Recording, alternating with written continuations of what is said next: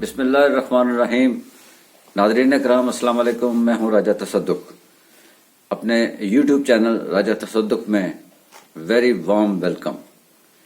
آج ہم اپنے مرشد ہب پروگرام میں جناب حضرت جنید بغدادی رحمۃ اللہ علیہ پر بات کریں گے۔ ناظرین اکرام، بغداد میں ابن سبات نام کا ایک بہت مشہور چور تھا۔ وہ بہت ہی ہوشیار، بہت ہی چالاک اور اپنے کام کا ماہر تھا۔ وہ آئے روز نت نئے انداز میں چوری کرتا، لیکن پکڑا ہی نہ دیتا۔ قانون بہرحال قانون ہوتا ہے۔ ایک دن خدا کا کرنا ایسا ہوا کہ وہ پکڑا گیا، اور اس وقت رائج لا کے مطابق اس کا ایک ہاتھ کاٹ دیا گیا اور اس کو 10 سال کے لیے جیل میں بند کر دیا گیا۔ جیل کا سارا زمانہ اس نے اپنے مختلف سوچوں میں، مختلف انداز میں گزارا۔ 10 سال ختم ہوئے تو رہا ہو گیا۔ چاہیے تو یہ تھا کہ وہ اس زمانہ میں کچھ سیکھتا، اپنے طور طریقے بدلانے کی کوشش کرتا، لیکن ایسا نہ ہو سکا، اور اس نے باہر آ کر ایک نئے انداز میں، نئے جوش اور ولولے کے ساتھ پھر سے چوری کا ارادہ شروع کر دیا اور اس پہ عمل بھی کرنا شروع کر دیا۔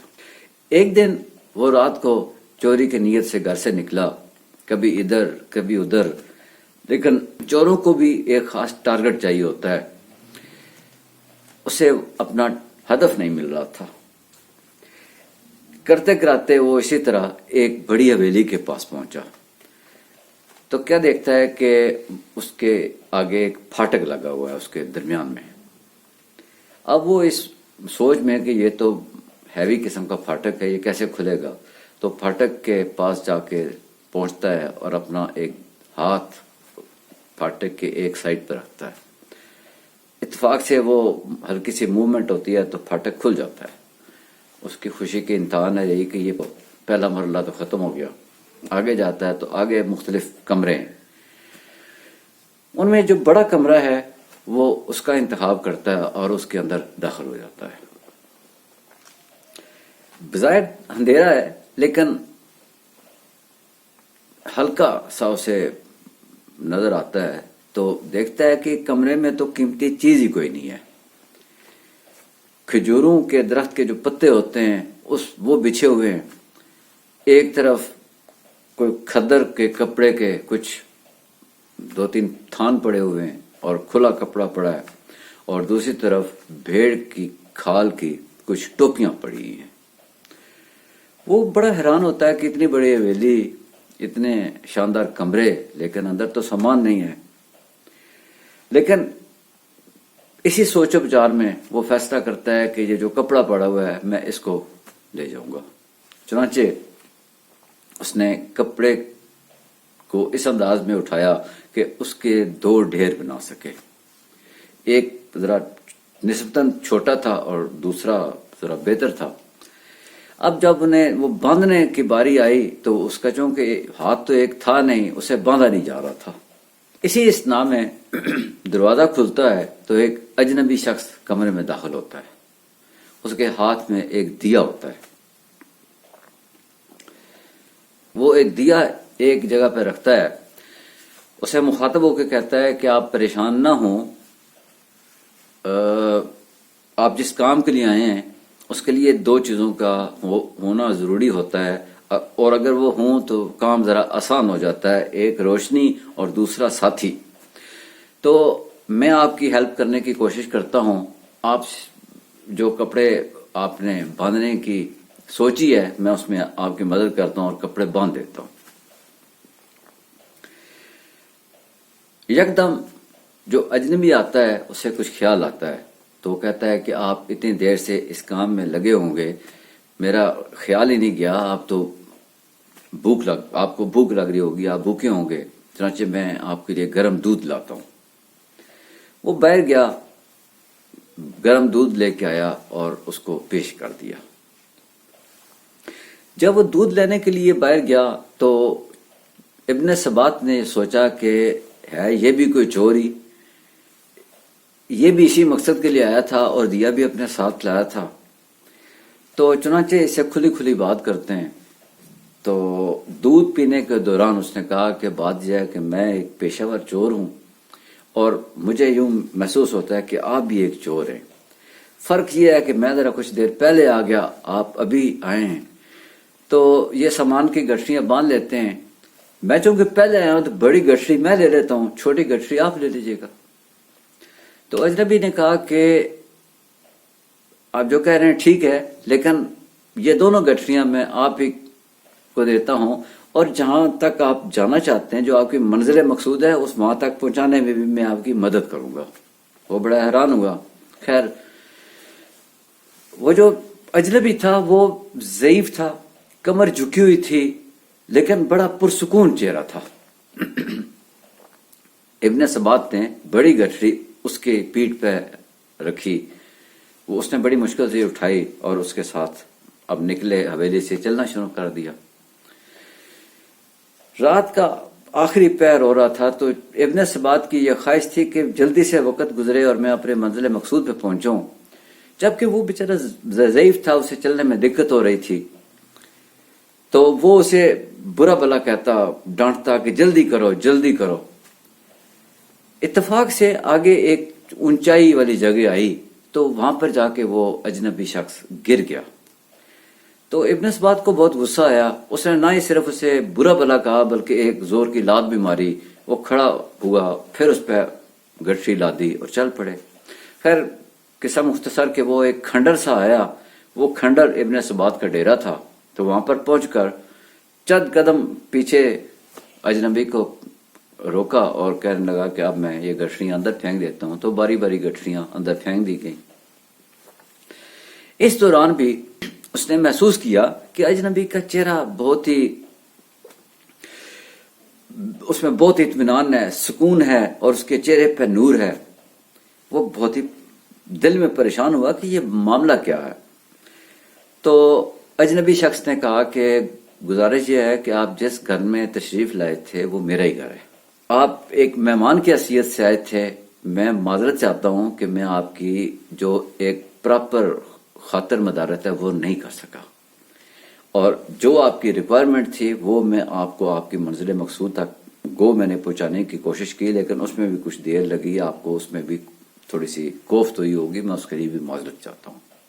یہ کہہ کے اجنبی وہاں سے واپس چلا گیا۔ ابن ثبات اپنے گھر کے اندر گیا، کچھ دیر سوچا، اس کے دل میں کچھ عجیب سے خیال آ رہے تھے کہ یہ بندہ کون ہے، معلوم کرنا چاہیے۔ چنانچہ وہ واپس اس حویلی کی طرف پھر چلنا شروع کر دیا۔ اب فجر کی اذان ہونے والی ہے اور فجر کی نماز کا وقت بھی قریب ہے۔ مین ٹائم وہ اس حویلی میں پہنچ جاتا ہے، تو کیا دیکھتا ہے کہ کوئی 30-35 لوگ دائیں بائیں بیٹھے ہیں اور درمیان میں وہی اجنبی شخص بیٹھا ہوا ہے۔ اس نے جب وہ داخل ہونے لگا تو ایک آدمی سے آہستگی سے پوچھا کہ یہ کون ہے؟ تو اس نے کہا جی کہ یہ جنید بغدادی ہے۔ اس نے ابن ثبات نے ان کا نام تو ضرور سن رکھا تھا، لیکن اسے معلوم نہیں تھا کہ یہ کون شخصیت ہے، ان کا کیا بیک گراؤنڈ ہے یا ان کی کیا شہرت ہے۔ خیر، وہ بھی وہاں ایک سائڈ پہ بیٹھ گیا۔ اس درمیان اذان ہوئی، لوگ نماز کے لیے اٹھے تو مسجد جانے لگے۔ سارے جب لوگ چلے گئے تو وہ اجنبی شخص بھی کھڑے ہوئے۔ تو اس وقت ابن ثبات کو محسوس ہوا کہ جو ہوا وہ غلط ہو گیا، میرے سے غلطی ہو گئی ہے۔ وہ جنید بغدادی صاحب کے اس اجنبی شخص کے پاؤں میں گر پڑتا ہے اور معافی مانگتا ہے، بہت معذرت چاہتا ہے کہ میں اپنا تعارف کراتا ہے کہ میں فلاں شخص ہوں، میں پیشہ ور چور تھا، پکڑا گیا، ہاتھ کٹا، پھر بھی باز نہیں آیا، اور آج میں اس کام کے لیے آیا تھا، لیکن آپ کے ساتھ ملاقات کر کے، آپ کو دیکھ کے، آپ کے طرز عمل کو جانتے ہوئے، دیکھتے ہوئے، میں محسوس کرتا ہوں کہ میں ابھی تک ایک غلط راستے پر تھا۔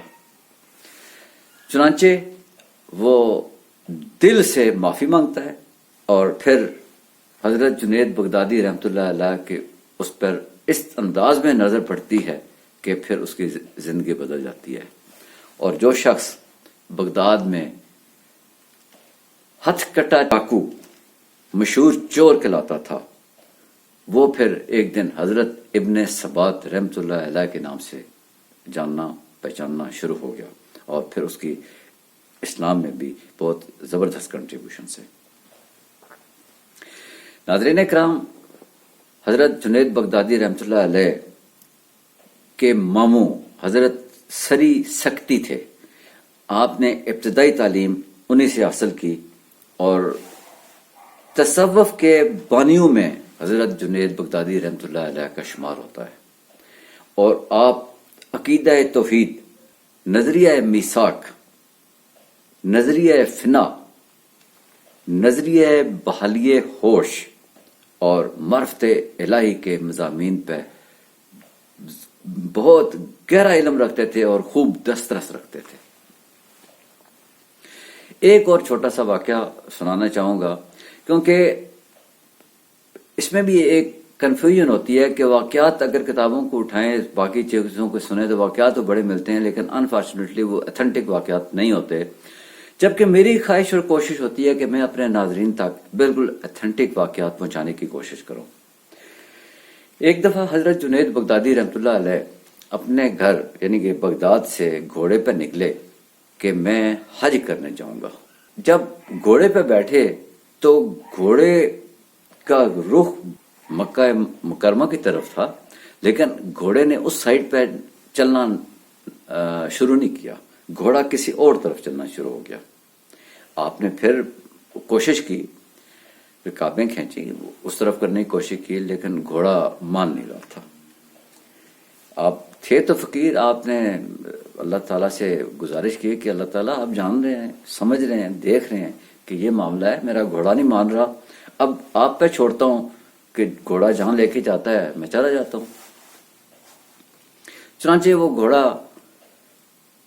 آج کل کے استنبول اور اس وقت کے قسطنطنیہ کی طرف روانہ ہو گیا. جب اس کے قریب پہنچا تو کسی جگہ پہ رکے، آپ نے ہلکا سا آرام کیا اور پانی وانی پیا، تو آپ کو معلوم چلا کہ یہاں کے قسطنطنیہ کے بادشاہ کی بیٹی بہت سخت بیمار ہے، اور وہ علاج کی خاطر بہت دائیں بائیں ادھر ادھر ہر طرف طبیب کی تلاش میں ہے. چنانچہ جب آپ وہاں پر پہنچے تو آپ بادشاہ کے محل کی طرف روانہ ہو گئے، اور وہاں جا کے بتایا کہ میں ایک طبیب ہوں. بادشاہ یہ سن کے بہت خوش ہوا. اس وقت تک اس کی بیٹی کی کیفیت یہ تھی کہ وہ بڑی الٹی سیدھی حرکتیں کرتی تھی. ان لوگوں نے بیٹی کو لوہے کی زنجیروں سے، کڑیوں سے باندھ کے رکھا ہوا تھا. خیر، یہ اس کمرے میں چلے گئے جہاں وہ بیٹی تھی. تو آپ نے ساری کیفیت دیکھنے کے بعد بیٹی سے کہا کہ پڑھو بسم اللہ الرحمن الرحیم، لا الہ الا اللہ محمد رسول اللہ. ناظرین کرام، مجھے یقین ہے کہ آپ اس بات پہ حیران نہیں ہوں گے کہ جب اس نے یہ پڑھا تو اس کی زنجیریں کھلنی شروع ہو گئی اور وہ ماشاءاللہ بالکل تندرست ہو گئی. اس کے باپ نے یہ کیفیت دیکھی تو اس نے کہا کہ میں بھی ذہنی طور پہ بہت ہی پریشان تھا، میں بھی اپسیٹ تھا، آپ مجھے بھی اپنے علاج کی غرض سے جو آپ نے بیٹی کو پڑھایا مجھے بھی پڑھا دیں. تو آپ نے اسے بھی کلمہ طیبہ پڑھایا. اسی دوران ان کی بیگم، بادشاہ کی بیگم آ گئی، لڑکی کی ماں آ گئی، اس کی خواہش پر اسے بھی کلمہ پڑھایا گیا. تو آج ناظرین، جو ٹرکی اسلام کا ایک بہت بڑا مرکز ہے، اس کی بنیاد وہاں سے شروع ہوتی ہے، اور اس کا تمام سہرا حضرت جنید بغدادی رحمۃ اللہ علیہ کے سر پر جاتا ہے. ناظرین، ہم گناہ گار خطا کار لوگ ہیں. اس طرح کے واقعات، اس طرح کی چیزیں دیکھ کے کوشش کرتے ہیں کہ ہم راہ راست کی طرف آئیں، اور اللہ تعالیٰ سے ہماری دعا ہے، گزارش ہے کہ میرے اور آپ کے لیے آنے والا وقت بہت اچھا کر دے. آپ کا بہت شکریہ.